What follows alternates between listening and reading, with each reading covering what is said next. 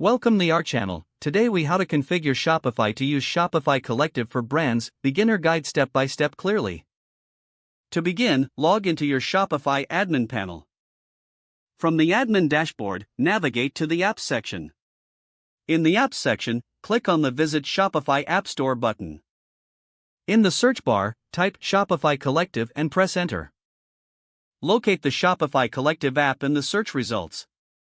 Click on the app to view its details. Then, click the Add App button to install Shopify Collective.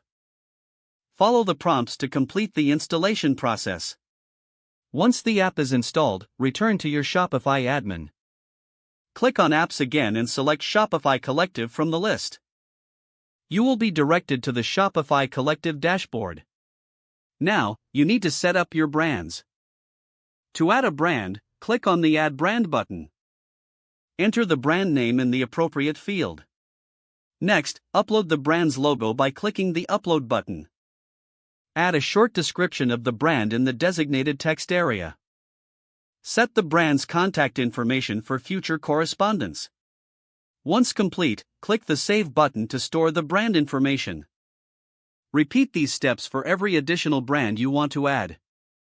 After all brands are added, configure the product sharing settings. Navigate to the Product Sharing section within Shopify Collective. Select the products you want to enable for sharing across brands. Make sure to set the correct permissions for each brand. Next, decide on the pricing strategy.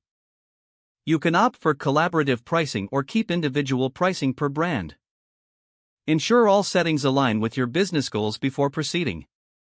Once you're satisfied with the configuration, click the Save Settings button. Now, test the setup by navigating to your store's front end.